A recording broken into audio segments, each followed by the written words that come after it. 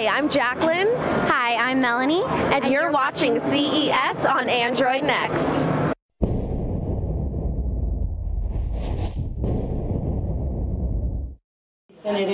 Hallo liebe Android Next Leser, Daniel hier von der CES aus dem Lenovo Trailer mit etwas Besonderem, einem Lenovo Smart TV K91, ein 55 Zoll Fernseher, der nicht, wie ihr jetzt vermuten werdet, mit Google TV läuft, sondern mit Ice Cream Sandwich, mit Android 4.0. Ein bisschen ungewöhnlich, aber wir haben uns das gerade angeguckt und es funktioniert ziemlich gut.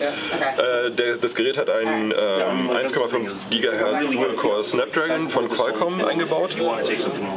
Und ihr seht hier schon, es sieht wirklich nicht nach Android aus. Das ist, die Benutzeroberfläche heißt Sandwich UI und zwar aus folgendem Grund. Ihr seht hier die App-Seite und wenn ich hier rüber wische, dann komme ich auf die Video-on-Demand-Seite. Wenn ich nochmal rüber wische, das will er nicht.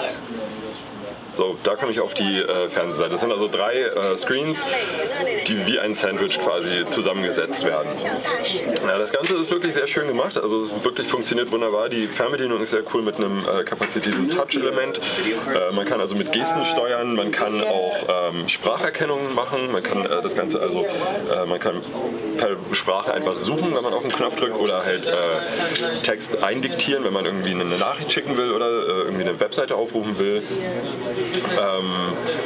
Da das Ganze erstmal nur auf den chinesischen Markt abzielt und nur da erstmal veröffentlicht wird, ist hier kein Android Market drauf. Also da gibt es ein paar Probleme mit Google und dem chinesischen Markt, das wisst ihr wahrscheinlich. Dafür gibt es hier den Lenovo Store. Ups, jetzt bin ich zu weit gegangen. Da. Den Lenovo Store, das ist also quasi ein alternativer Android Market mit einer Auswahl von Lenovo, also da hat Lenovo eine App-Auswahl bereitgestellt und da kann man sich dann alles runterladen, was man so braucht.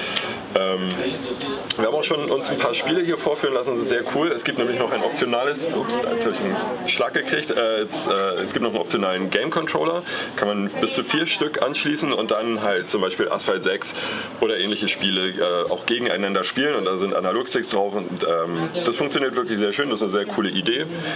Ansonsten ist in der Fernbedienung auch ein Lagesensor drin, das heißt man kann die Fernbedienung auch nutzen, um zum Beispiel Tennis oder sowas zu spielen. Also das ist dann wie bei der Nintendo Wii, dass man wirklich das Ganze wie ein Tennisschläger schwingt.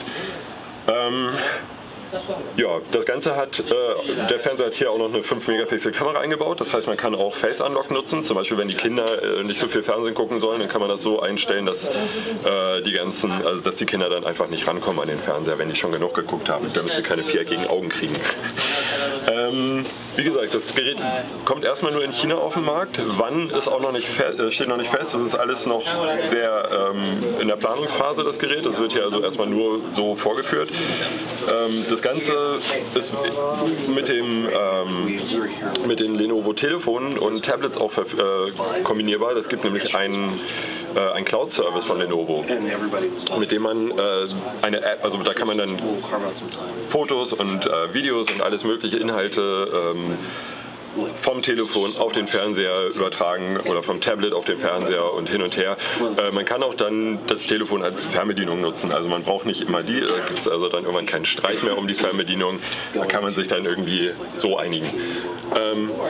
Ja, wie gesagt, das Gerät kommt in China auf den Markt, ob das in Deutschland oder andere Märkte jeweils erhältlich sein wird, ist noch nicht raus, das wird sich dann irgendwann im Laufe des Jahres entscheiden. Die Idee ist auf jeden Fall ganz cool, hat uns gefallen, ist ein sehr schönes Gerät. Daniel von der CES für Android Next. Bis zum nächsten Video.